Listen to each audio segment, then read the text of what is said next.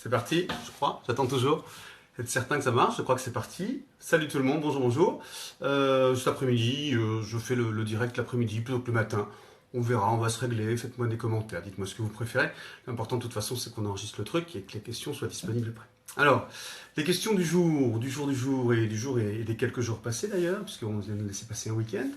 Une question de Nadine qui dit y a-t-il des médiums spéciaux pour l'huile à l'eau? Eh bien oui, parce que si tu te mets à utiliser de l'huile de lin pour peindre avec une huile à l'eau, bah, l'huile à l'eau va devenir une huile classique, une huile à l'huile.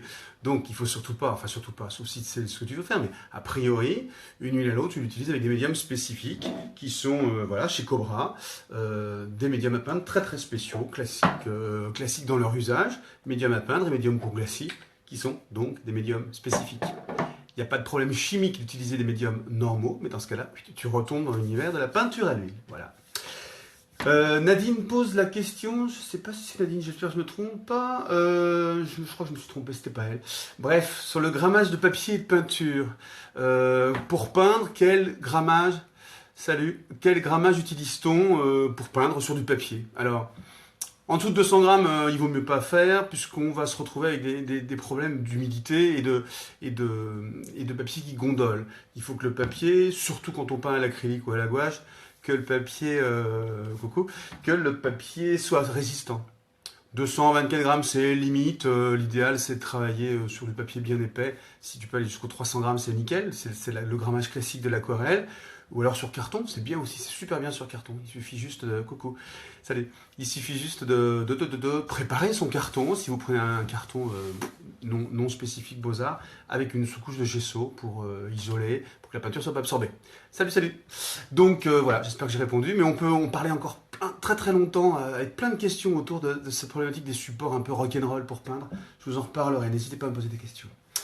Jaunissement des blancs, c'est Nadine encore. Je pense que je me suis trompé, c'est pas Nadine tout le temps, c'est moi qui ai dû saisir ça.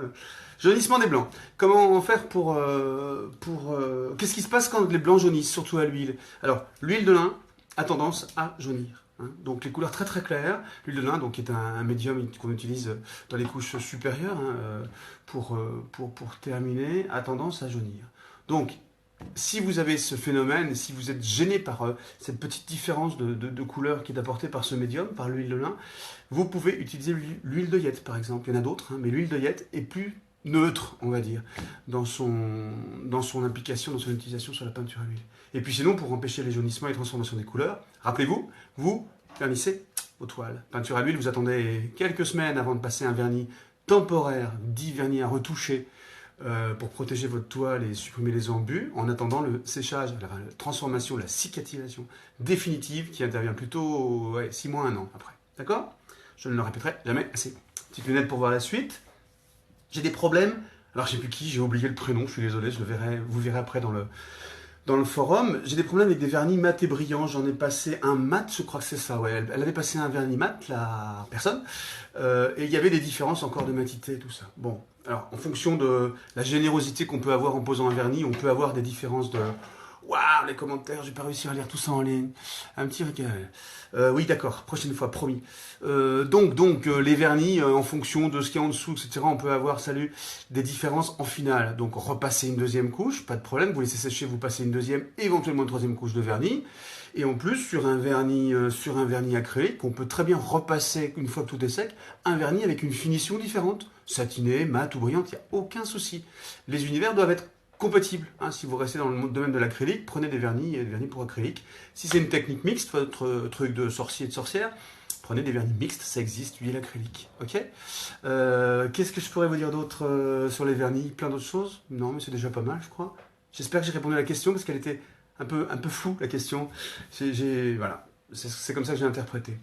Nina me demande quels sont les diluants pour peinture réactive. Vous savez, Monet Prisme, ces super peintures là qui réagissent toutes seules. Là, on a juste à les poser sur le support et le truc se fait, avec des effets magnifiques. C'est vrai que quand on n'utilise pas un pot complètement, ça a tendance à sécher rapidement, parce que c'est à base de solvant, ça s'évapore, etc. Et ben, tu réinjectes, Nina, un peu de térébenthine ou de votre spirit, pas beaucoup, parce qu'il faut garder quand même cette puissance de ces mélanges un peu vinaigrettes là, qui font ces effets-là, mais tu rajoutes un petit peu de solvant, et ça va réactiver, rediluer, entre guillemets, tes fonds de peau pour que tu puisses t'en servir et continuer à faire des trucs de sorcière, comme j'appelle, voilà, des trucs superbes. Voilà Nina. Bah c'est tout. Le reste, c'est une promesse que j'ai fait sur le triangle des couleurs, mais je vous ferai, j'ai pas encore eu le temps, une récap de toutes les vidéos où on en parle, parce que j'en ai tourné beaucoup, beaucoup. Et puis ça demande plus de calme et de préparation que ces petits directs là, sur le vif. Et puis les conseils pour les encadrements, je vous ai promis, j'en ai reparlé à Isabelle, je lui ai dit que vous étiez pas mal à dire ouais j'adore. On va créer une série de vidéos sur l'encadrement pour les artistes, pas l'encadrement pour les encadreurs, hein, ni pour les gens qui suivent des cours d'encadrement, mais moi, artiste, j'ai envie d'encadrer. Qu'est-ce que j'utilise? J'avais emmené d'autres trucs, pourquoi j'ai emmené tant de produits et je vous ai pas montré? Médium à peindre, ah oui, l'huile de lin, pardon. L'huile de lin et ici l'huile d'oeillette, vous voyez la différence, hein, il y a une différence significative de couleur. Et puis le médium, ouais j'ai oublié un truc, je suis désolé Nina. Effectivement, Moon et Prisme, tu les dilues avec de la térébenthine, mais tu peux aussi utiliser le médium éclaircissant de la série, chez Céramique, chez PBO, qui est un médium qui est tout à fait compatible avec ces peintures-là. Eh ben c'est le bazar, je suis désolé, j'essaierai la prochaine fois d'être un petit peu plus rigoureux et organisé. Dans tous les cas, merci, rebonjour à tout le monde. Partagez, partagez, partagez. Posez-moi plein de questions et puis on se retrouve dès que j'ai un petit stock pour échanger tout ça avec vous. Salut, salut!